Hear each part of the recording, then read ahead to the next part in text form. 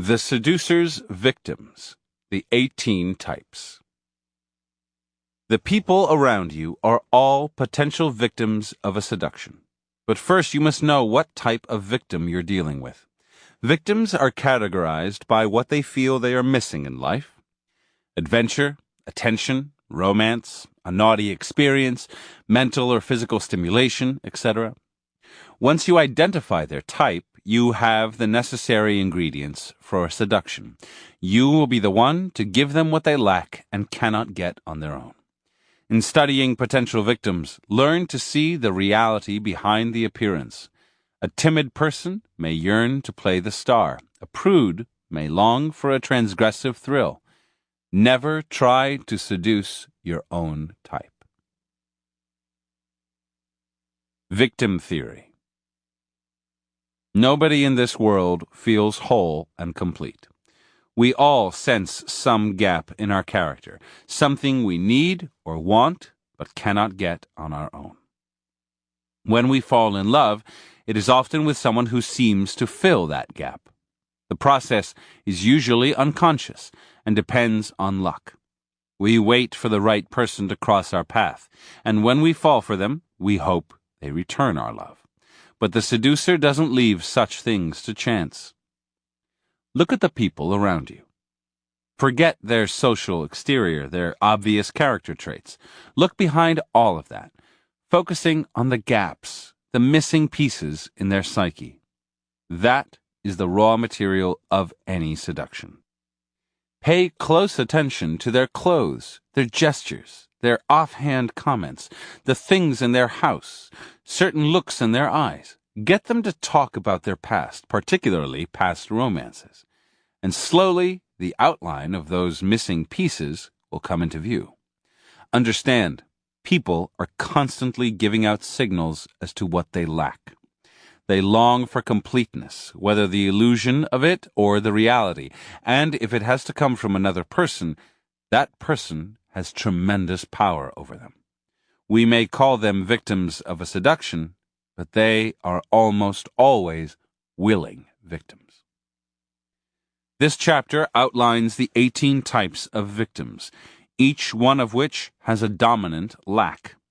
Although your target may well reveal the qualities of more than one type, there is usually a common need that ties them together. Perhaps you see someone as both a new prude and a crushed star, but what is common to both is a feeling of repression, and therefore a desire to be naughty, along with a fear of not being able or daring enough. In identifying your victim's type, be careful to not be taken in by outward appearances. Both deliberately and unconsciously, we often develop a social exterior designed specifically to disguise our weaknesses and lacks.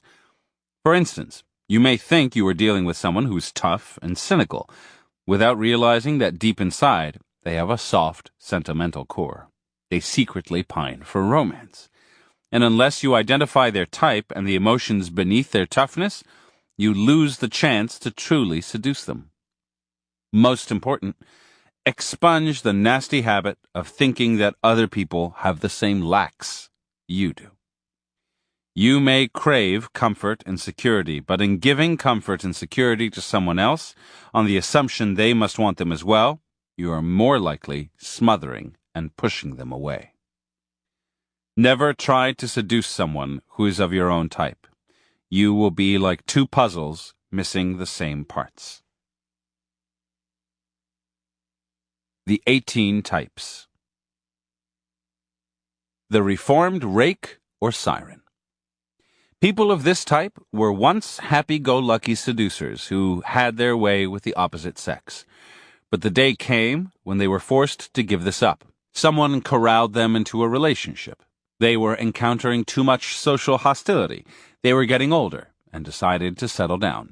Whatever the reason, you can be sure they feel some resentment and a sense of loss, as if a limb were missing.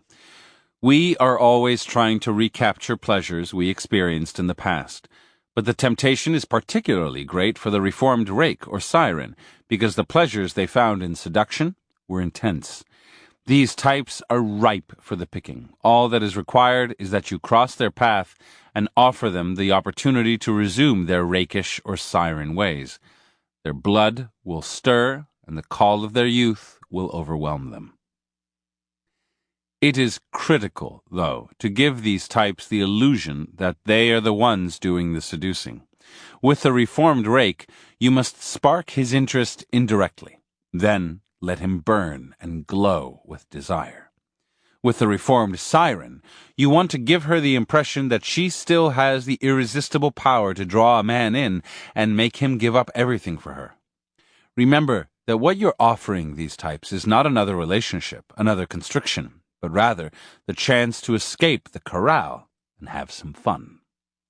Don't be put off if they are in a relationship. A pre-existing commitment is often the perfect foil.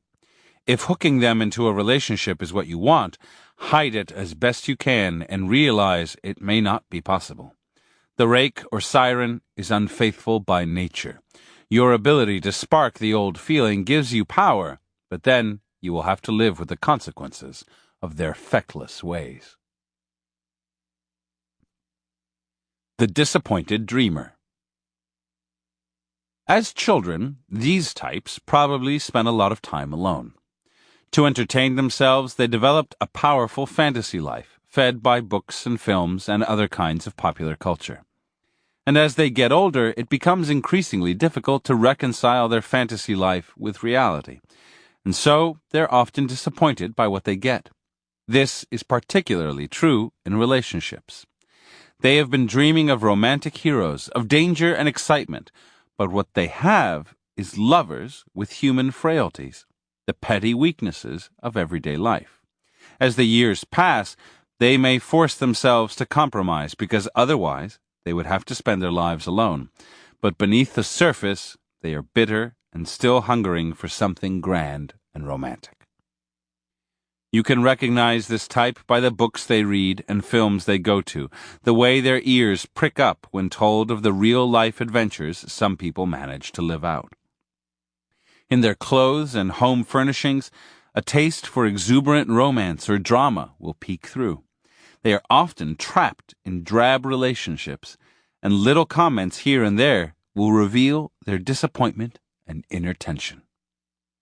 These types make for excellent and satisfying victims. First, they usually have a great deal of pent-up passion and energy, which you can release and focus on yourself. They also have great imaginations and will respond to anything vaguely mysterious or romantic that you offer them. All you need do is disguise some of your less than exalted qualities and give them a part of their dream. This could be the chance to live out their adventures or be courted by a chivalrous soul. If you give them a part of what they want, they will imagine the rest. At all cost, do not let reality break the illusion you're creating. One moment of pettiness, and they will be gone, more bitterly disappointed than ever. The Pampered Royal. These people were the classic spoiled children. All of their wants and desires were met by an adoring parent, endless entertainments, a parade of toys, whatever kept them happy for a day or two. Where many children learn to entertain themselves, inventing games and finding friends, pampered royals are taught that others will do the entertaining for them. Being spoiled, they get lazy. And as they get older and the parent is no longer there to pamper them, they tend to feel quite bored and restless. Their solution is to find pleasure in variety, to move quickly from person to person, job to job, or place to place, before boredom sets in. They do not settle into relationships well because habit and routine of some kind are inevitable in such affairs. But their ceaseless search for variety is tiring for them and comes with a price. Work problems, strings of unsatisfying romances, friends scattered across the globe. Do not mistake their restlessness and infidelity for reality. What the pampered prince or princess is really looking for is one person, that parental figure, who will give them the spoiling they crave. To seduce this type, be ready to provide a lot of distraction, new places to visit, novel experiences, color, spectacle. You will have to maintain an air of mystery, continually surprising your target with a new side to your character. Variety is the key. Once pampered royals are hooked, things get easier, for they will quickly grow dependent on you, and you can put out less effort. Unless their childhood pampering has made them too difficult and lazy, these types make excellent victims. They will be as loyal to you as they once were to mommy or daddy. But you will have to do much of the work. If you're after a long relationship, disguise it. Offer long-term security to a pampered royal, and you will induce a panicked flight. Recognize these types by the turmoil in their past, job changes, travel, short-term relationships, and by the air of aristocracy, no matter their social class, that comes from once being treated like royalty. The new prude. Sexual prudery still exists, but it is less common than it was. Prudery, however, is never just about sex. A prude is someone who is excessively concerned with appearances, with what society considers appropriate and acceptable behavior. Prudes rigorously stay within the boundaries of correctness because more than anything, they fear society's judgment. Seen in this light, prudery is just as prevalent as it always was.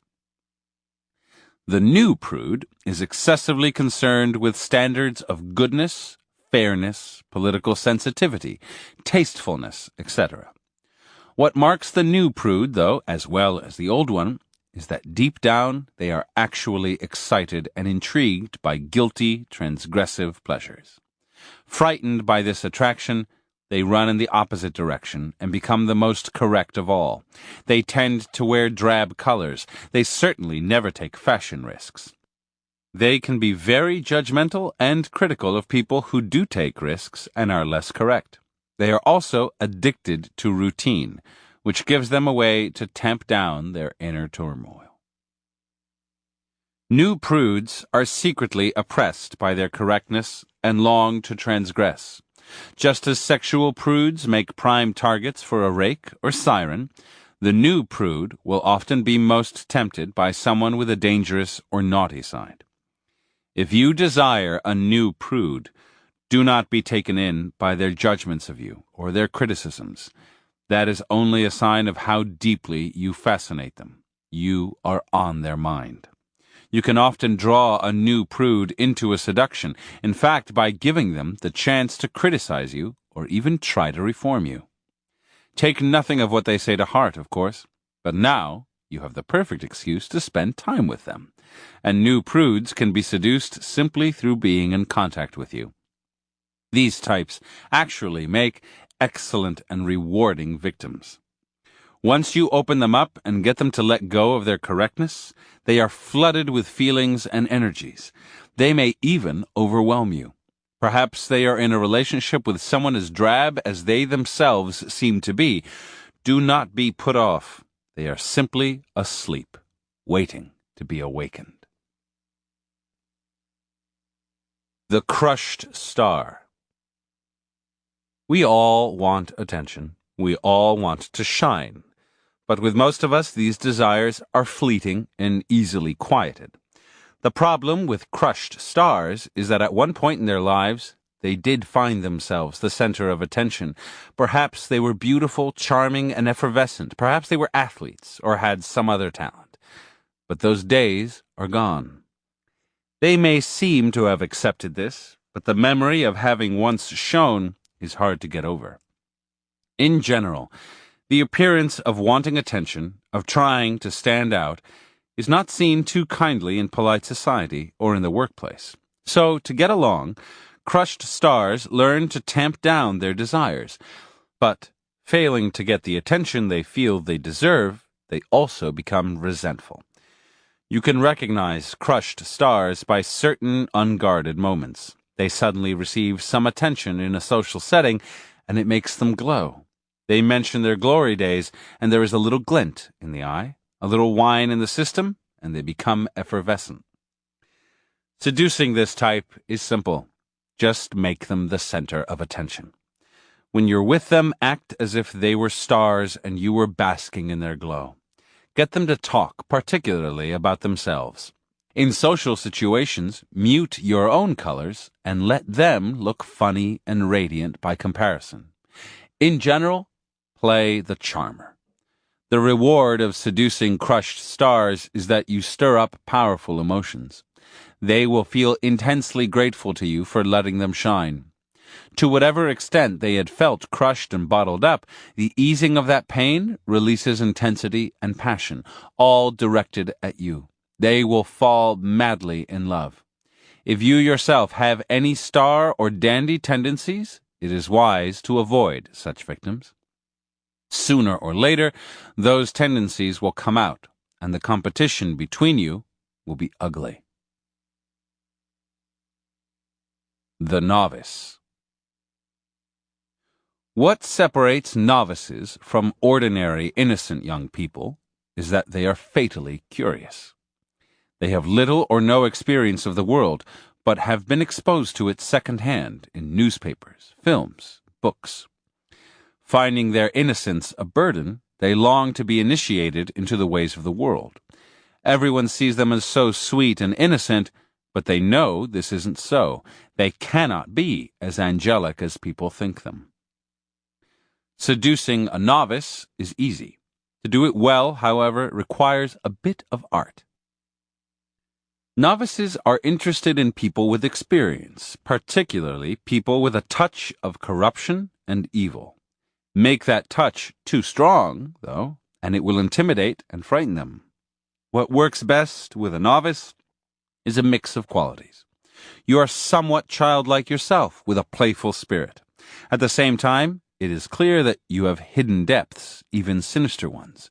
This was the secret of Lord Byron's success with so many innocent women. You are initiating your novices, not just sexually, but experientially, exposing them to new ideas, taking them to new places, new worlds, both literal and metaphoric. Do not make your seduction ugly or seedy. Everything must be romantic, even including the evil and dark side of life. Young people have their ideals. It is best to initiate them with an aesthetic touch. Seductive language works wonders on novices, as does attention to detail. Spectacles and colorful events appeal to their sensitive senses. They are easily misled by these tactics because they lack the experience to see through them. Sometimes novices are a little older and have been at least somewhat educated in the ways of the world. Yet they put on a show of innocence, for they see the power it has over older people. These are coy novices, aware of the game they're playing. But novices, they remain. They may be less easily misled than purer novices, but the way to seduce them is pretty much the same. Mix innocence and corruption, and you will fascinate them. The Conqueror. These types have an unusual amount of energy, which they find difficult to control. They're always on the prowl for people to conquer, obstacles to surmount. You will not always recognize conquerors by their exterior. They can seem a little shy in social situations and can have a degree of reserve. Look not at their words or appearance, but at their actions, in work and in relationships. They love power, and by hook or by crook, they get it. Conquerors tend to be emotional, but their emotion only comes out in outbursts when pushed. In matters of romance, the worst thing you can do with them is lie down and make yourself easy prey. They may take advantage of your weakness, but they will quickly discard you and leave you the worse for wear. You want to give conquerors a chance to be aggressive, to overcome some resistance or obstacle, before letting them think they have overwhelmed you. You want to give them a good chase. Being a little difficult or moody, using coquetry will often do the trick. Don't be intimidated by their aggressiveness and energy. That is precisely what you can turn to your advantage. To break them in, keep them charging back and forth like a bull. Eventually, they will grow weak and dependent as Napoleon became the slave of Josephine. The conqueror is generally male, but there are plenty of female conquerors out there. Lou Andrea Salome and Natalie Barney are famous ones. Female conquerors will succumb to coquetry, though, just as the male ones will. The exotic fetishist. Most of us are excited and intrigued by the exotic. What separates exotic fetishists from the rest of us is the degree of this interest, which seems to govern all their choices in life. In truth, they feel empty inside and have a strong dose of self-loathing. They do not like wherever it is they come from, their social class, usually middle or upper, and their culture, because they do not like themselves. These types are easy to recognize. They like to travel. Their houses are filled with objets from faraway places. They fetishize the music or art of this or that foreign culture. They often have a strong rebellious streak. Clearly, the way to seduce them is to position yourself as exotic. If you do not at least appear to come from a different background or race, or to have some alien aura, you shouldn't even bother. But it is always possible to play up what makes you exotic, to make it a kind of theater for their amusement. Your clothes, the things you talk about, the places you take them, make a show of your difference. Exaggerate a little, and they will imagine the rest, because such types tend to be self-deluders. Exotic fetishists, however, do not make particularly good victims. Whatever exoticism you have will soon seem banal to them, and they will want something else. It will be a struggle to hold their interest. Their underlying insecurity will also keep you on edge. One variation on this type is the man or woman who is trapped in a stultifying relationship, a banal occupation, a dead-end town. It is circumstance, as opposed to personal neuroses, that makes such people fetishize the exotic. And these exotic fetishists are better victims than the self-loathing kind, because you can offer them a temporary escape from whatever oppresses them. Nothing, however, will offer true exotic fetishists escape from themselves. The drama queen. There are people who cannot do without some constant drama in their lives. It is their way of deflecting boredom. The greatest mistake you can make in seducing these drama queens is to come offering stability and security. That will only make them run for the hills. Most often, drama queens, and there are plenty of men in this category, enjoy playing the victim. They want something to complain about. They want pain. Pain is a source of pleasure for them. With this type, you have to be willing and able to give them the mental rough treatment they desire. That is the only way to seduce them in a deep manner. The moment you turn too nice, they will find some reason to quarrel or get rid of you. You will recognize drama queens by the number of people who have hurt them, the tragedies and traumas that have befallen them. At the extreme, they can be hopelessly selfish and anti-seductive, but most of them are relatively harmless and will make fine victims if you can live with the Sturm und Drang. If for some reason you want something long-term with this type, you will constantly have to inject drama into your relationship. For some, this can be an exciting challenge and a source for constantly renewing the relationship. Generally, however, you should see an involvement with a drama queen as something fleeting and a way to bring a little drama into your own life. The Professor. These types cannot get out of the trap of analyzing and criticizing everything that crosses their path. Their minds are overdeveloped and overstimulated. Even when they talk about love or sex, it is with great thought and analysis. Having developed their minds at the expense of their bodies, many of them feel physically inferior and compensate by lording their mental superiority over others. Their conversation is often wry or ironic. You never quite know what they're saying, but you sense them looking down on you. They would like to escape their mental prisons. They would like pure physicality, without any analysis, but they cannot get there on their own. Professor types sometimes engage in relationships with other professor types or with people they can treat as inferiors. But deep down, they long to be overwhelmed by someone with a physical presence, a rake or a siren, for instance. Professors can make excellent victims, for underneath their intellectual strength lie gnawing insecurities. Make them feel like Don Juans or sirens to even the slightest degree, and they are your slaves. Many of them have a masochistic streak that will come out once you stir their dormant senses. You are offering an escape from the mind, so make it as complete as possible.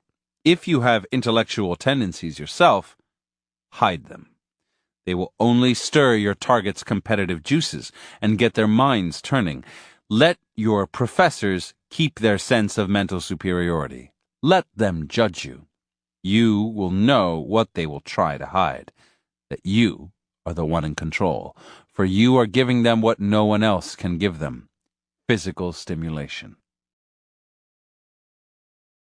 The beauty. From early on in life, the beauty is gazed at by others. Their desire to look at her is the source of her power, but also the source of much unhappiness. She constantly worries that her powers are waning, that she is no longer attracting attention. If she's honest with herself, she also senses that being worshipped only for one's appearance is monotonous and unsatisfying and lonely. Many men are intimidated by beauty and prefer to worship it from afar. Others are drawn in, but not for the purpose of conversation. The beauty suffers from isolation.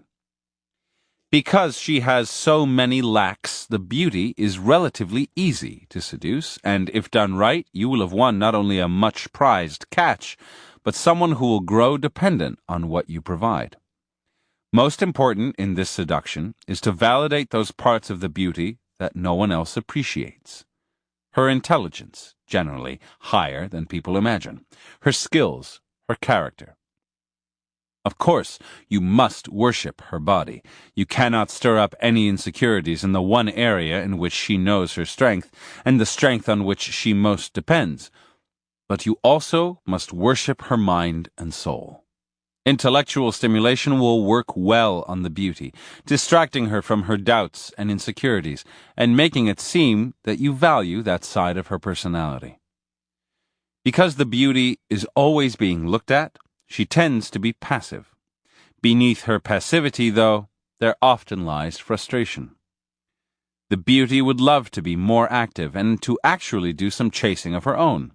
A little coquettishness can work well here.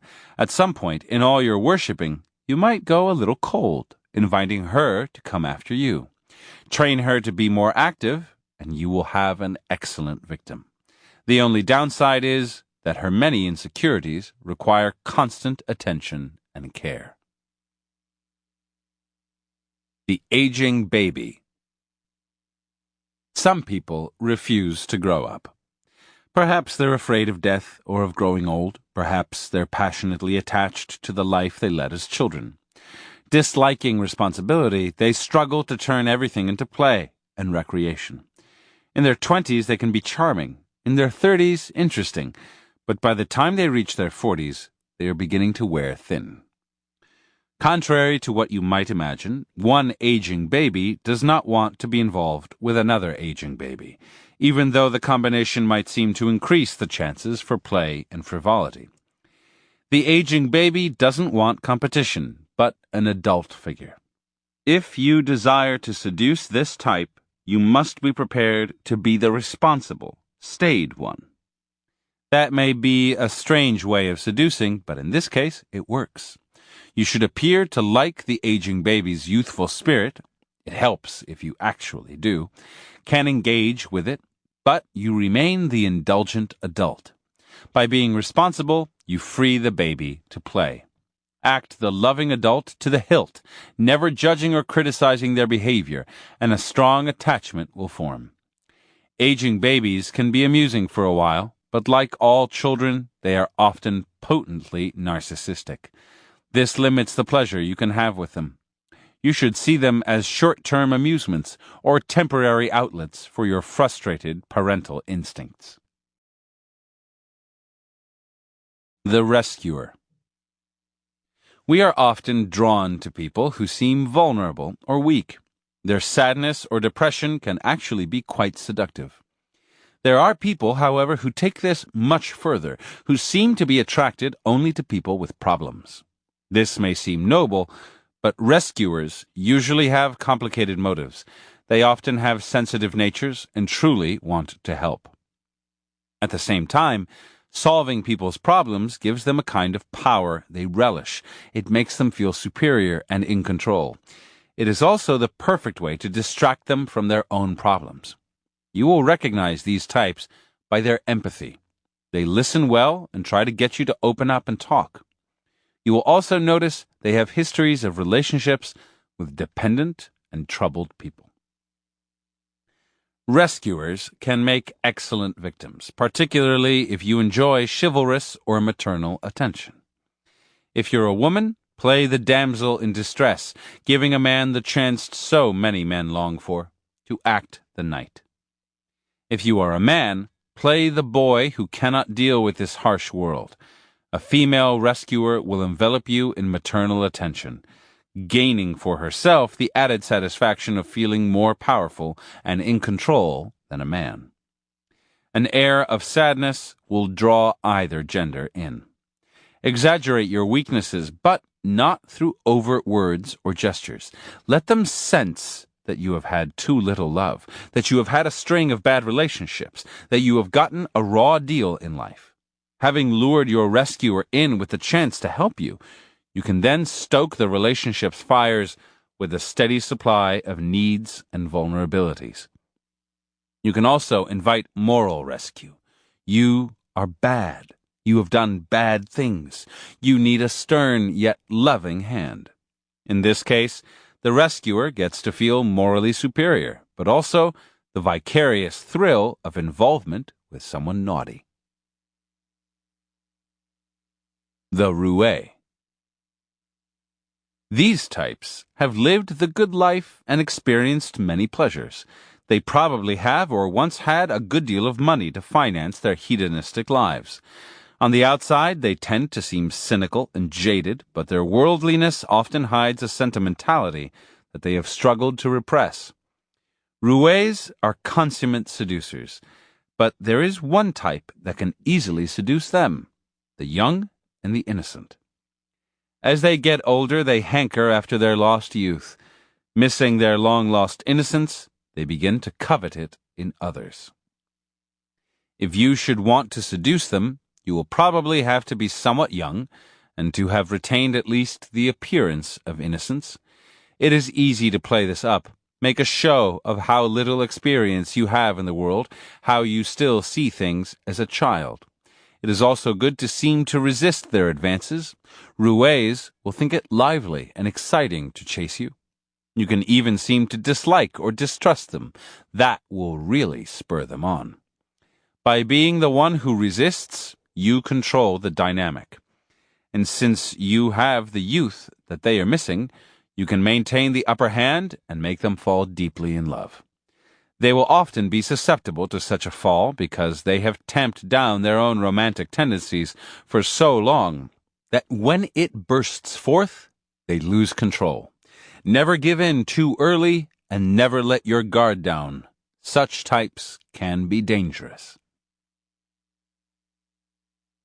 The idol worshipper. Everyone feels an inner lack, but idol worshippers have a bigger emptiness than most people. They cannot be satisfied with themselves, so they search the world for something to worship, something to fill their inner void. This often assumes the form of a great interest in spiritual matters or in some worthwhile cause. By focusing on something supposedly elevated, they distract themselves from their own void, from what they dislike about themselves. Idol worshippers are easy to spot. They are the ones pouring their energies into some cause or religion. They often move around over the years, leaving one cult for another. The way to seduce these types is to simply become their object of worship, to take the place of the cause or religion to which they are so dedicated. At first, you may have to seem to share their spiritual interest, joining them in their worship, or perhaps exposing them to a new cause. Eventually, you will displace it. With this type, you have to hide your flaws, or at least to give them a saintly sheen. Be banal, and idol worshippers will pass you by.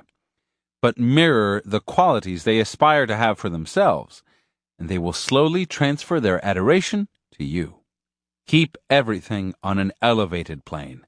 Let romance and religion flow into one. Keep two things in mind when seducing this type. First, they tend to have overactive minds, which can make them quite suspicious.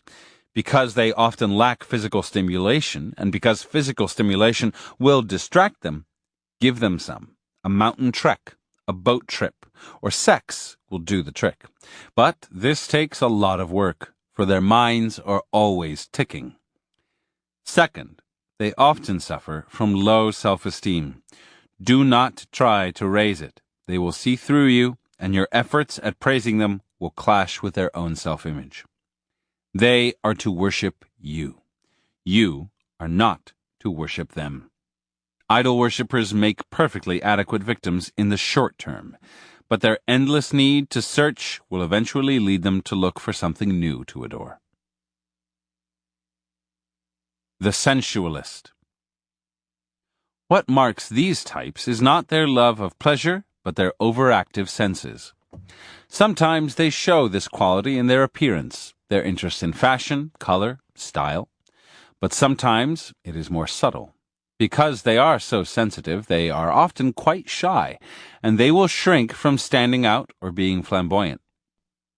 You will recognize them by how responsive they are to their environment, how they cannot stand a room without sunlight, are depressed by certain colors, or excited by certain smells.